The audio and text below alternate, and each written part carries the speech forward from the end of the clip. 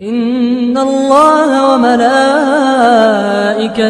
يصلون على النبي. Assalamualaikum warahmatullahi wabarakatuh. Alhamdulillahilladzi an'amna bi ni'matil imani wal islam. Wassalatu wassalamu ala Muhammadin wa ala alihi wa ashabihi ajma'in. Asyhadu an la ilaha illallah rabbul alamin wa asyhadu anna Muhammadar Rasulullah khatimun nabiyyin, amma ba'du. Alhamdulillah wa syukurillah, senang sekali bisa berjumpa lagi dengan Anda semua di channel saya yang sangat sederhana ini. Dan mari kita senantiasa membaca dan mengamalkan serta menghaturkan salawat dan salam bagi junjungan alam Nabi besar Muhammad sallallahu alaihi wasallam. Ya Rabbi sholli ala Nabi Muhammadin ma'alihi wa sahbihi wasallim. Saudara-saudariku seiman rahimakumullah, saling mengingatkan antara kita semua adalah kemuliaan dan sangat disukai oleh Allah Subhanahu wa taala. Terlebih tentang penting dan perlunya kita menjadi pribadi yang baik untuk menyongsong kehidupan selanjutnya nanti setelah mati. Menjadi baik itu penuh dengan kemudahan dan kejayaan.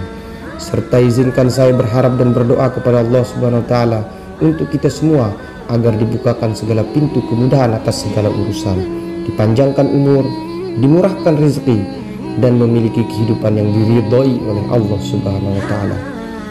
Saudara-saudariku rahimakumullah, menjadi wanita muslimah harus berbangga dan berbahagia, karena wanita merupakan salah satu makhluk yang Allah Subhanahu wa taala ciptakan dengan banyak kemuliaan dan ketangguhan.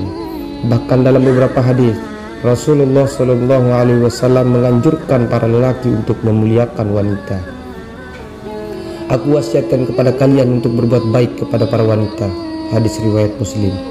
Sebaik-baik kalian adalah yang paling baik terhadap istrinya, dan aku adalah yang paling baik terhadap istriku. Hadis riwayat Tirmizi.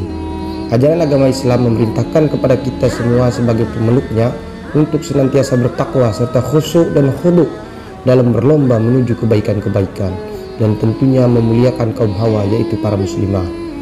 Di pertemuan yang singkat ini, saya mencoba untuk mengunggah dan memugar kembali kesadaran dan pemahaman saudari-saudariku muslimah.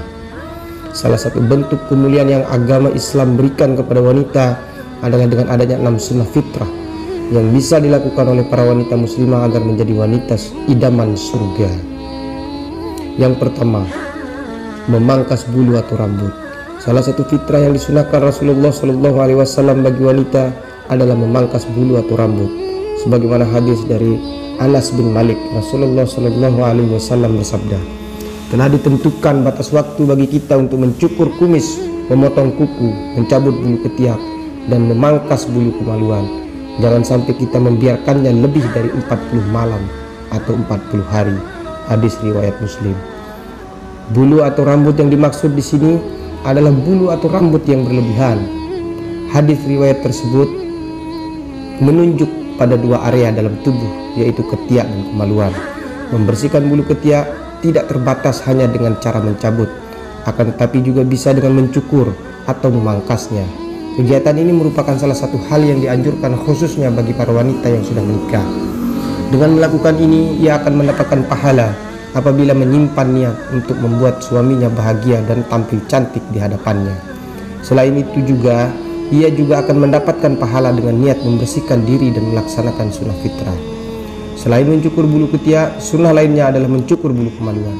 Selain merupakan sunnah yang dianjurkan, mencukur bulu kemaluan memiliki banyak manfaat kesehatan juga.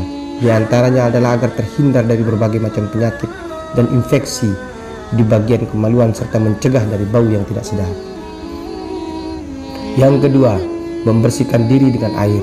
Membersihkan diri dengan air, tentunya dengan air yang bersih dan suci, serta menyucikan, merupakan hal kedua dari sunnah-sunnah fitrah yang dianjurkan. Bagian ini dibagi menjadi 3 pembahasan. Yang pertama, menghirup air ke hidung dan berkumur. Meskipun kedua hal ini masuk ke dalam sunnah wudhu, ternyata menghirup air dan berkumur juga dianjurkan saat hidung terasa kotor akibat debu-debu jalanan atau saat bau mulut mulai muncul. Yang kedua, membasuh sela-sela jari. Kegiatan ini mungkin terlihat sangat sederhana, tetapi sesungguhnya memiliki nilai yang sangat penting, khususnya bagi muslimah. Jika sela-sela jari tangan dan kaki terlupakan saat mandi atau wudhu, maka ia akan menimbulkan bau tidak sedap. Bau ini tentu akan mengganggu orang yang ada di sekitarnya. Yang ketiga, istinja setelah buang air. Istinja atau membersihkan kemaluan dengan air setelah buang air adalah hal yang juga sangat penting. Ada baiknya Anda menyiapkan handuk kecil untuk mengelap bekas sisa setelah istinja agar bersih seutuhnya dan tidak menimbulkan bau atau infeksi pada alat kelamin. Yang ketiga, menggosok gigi atau siwak. Diriwayatkan dari Aisyah, Rasulullah Shallallahu Alaihi Wasallam bersabda, siwak membersihkan mulut dan menyenangkan Tuhan. Hadis riwayat Nasai dan Bukhari dengan status mu'allaq. Orang bijak mengatakan bahwa kesehatan tubuh semua berawal dari gigi.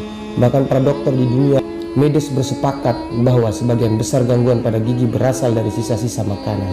Imam Nawawi mengatakan bahwa siwak disunnahkan setiap waktu, akan tetapi lebih dianjurkan lagi pada 5 waktu. Di antaranya adalah saat hendak sholat, berwudu, membaca Al-Quran, bangun tidur, dan saat terjadi perubahan bau mulut akibat makan, berpuasa, bicara, atau hal lain-lainnya. Yang keempat, memotong kuku. Diriwayatkan oleh Imam Ahmad dari Abu Wasil yang menuturkan, aku pernah berjumpa dengan Abu Ayyub Al-Ansari dan ia menyalamiku.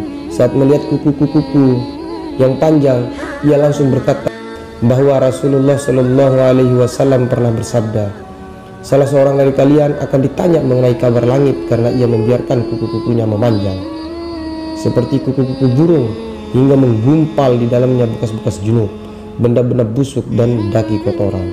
Salah satu sunnah yang dianjurkan Rasulullah Shallallahu Alaihi Wasallam adalah memotong kuku di hari Jumat.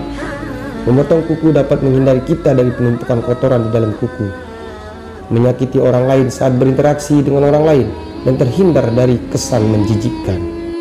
Yang kelima, khitan. Terdapat perbedaan pendapat tentang kewajiban khitan bagi kaum hawa atau perempuan.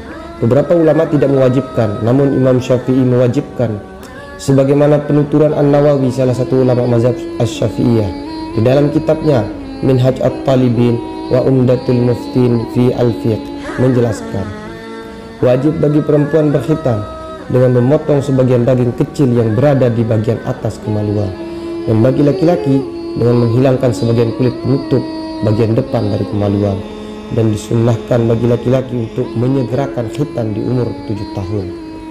Yang keenam, merawat rambut. Diriwayatkan dari Abu Hurairah radhiyallahu anhu bahwa Rasulullah Shallallahu Alaihi Wasallam bersabda, barang siapa yang memiliki rambut, hendaklah ia memuliakannya. Hadis riwayat Abu Daud. Seringkali kita mendengar bahwa rambut perempuan adalah mahkota. Oleh karena itu, wanita sangat dianjurkan untuk menjaga dan memuliakannya. Salah satu cara memuliakannya adalah dengan selalu menjaga kebersihan rambut dan kesehatannya, seperti melakukan cream bath, keramas, hingga memberi vitamin pada rambut. Hal ini sangat penting bagi para muslimah. Jangan sampai karena memakai hijab, Anda jadi mengabaikan keindahan dan kebersihan rambut hingga bisa menimbulkan bau dan mengganggu orang lain. Niatkanlah untuk merawat pemberian dari Allah Subhanahu wa taala dan menjalankan sunnah Rasulullah Shallallahu Alaihi Wasallam. Demikianlah sunnah yang dikhususkan bagi para kaum hawa atau muslimah. Semoga kita semua senantiasa mendapatkan petunjuk hidayah menuju kebaikan dan kebahagiaan di dunia dan akhirat. Akhirul kalam, subhanakallahumma wa bihamdika, asyhadu an la ilaha illa anta, astaghfiruka wa atubu ilaik. Wabillahi taufiq wal hidayah. Assalamualaikum warahmatullahi wabarakatuh.